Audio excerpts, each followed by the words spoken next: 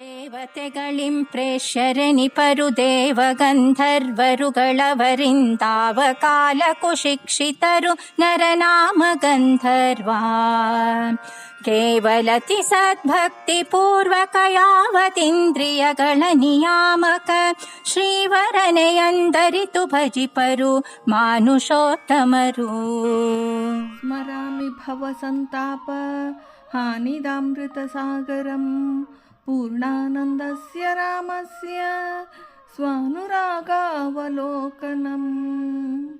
ದಾಸವರ್ಯಂ ದಯಾಯುಕ್ತಂ ದೂರೀಕೃತ ದುರಾಶಿಷಂ ಹರಿಕಥಾಮೃತ ಸಾರ ವಕ್ತಾರಂ ಜಗನ್ನಾಥ ಗುರುಂ ಭಜೆ.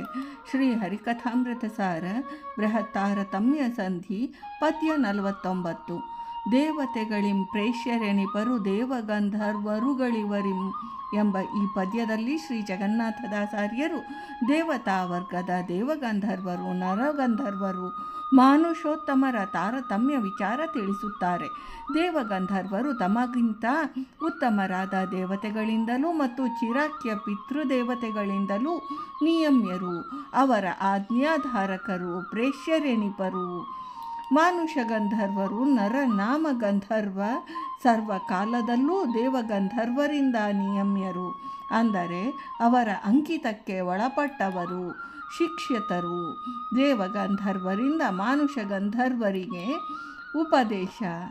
ದೇವಗಂಧರ್ವರು ನರಗಂಧರ್ವರು ಚಕ್ರವರ್ತಿಗಳಿಗಿಂತ ತಾರತಮ್ಯದಲ್ಲಿ ಅವರರಾದ ಮಾನುಷೋತ್ತಮರು.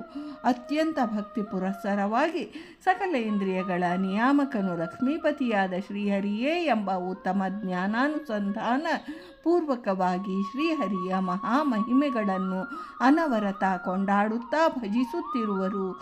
ತಮಗಿಂತ ಉತ್ತಮರಾದವರಲ್ಲಿ ಶ್ರದ್ಧಾ ಭಕ್ತಿಗಳನ್ನು ತೋರಿಸುತ್ತಾ ಅವರನ್ನು ಸೇವಿಸುವರು.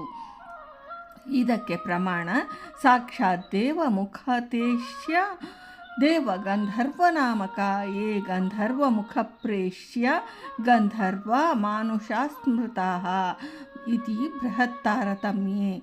ಸದಾ ಸ್ವಯಂ ದೇವತೆಗಳ ಮುಖದಿಂದಲೇ ಆಜ್ಞೆಯನ್ನು ಪಡೆಯುವ ದೇವಗಣಕ್ಕೆ ದೇವಗಂಧರ್ವರೆಂದು ಹೆಸರು. ಪರರ ಮೂಲಕ ಅವರ ವಚನಕ್ಕೆ ಪಾತ್ರರಾದವರು ಮಾನುಷ ಗಂಧರ್ವರು. ಮಾನುಷೋತ್ತಮರು. ಶ್ರೀವರನೇ ಮುಖ್ಯ ಪ್ರಭುವು, ಸರ್ವರಿಗೆ ನಿಯಾಮಕನು, ಮಿಕ್ಕವರೆಲ್ಲರೂ ಅವನ ಅಧೀನರು ಎಂದು ಉಪಾಸಿಸುತ್ತಾರೆ ಎಂದು ಶ್ರೀ ಜಗನ್ನಾಥದಾಸಾರ್ಯರು ಈ ಪದ್ಯದಲ್ಲಿ ತಿಳಿಸಿದ್ದಾರೆ.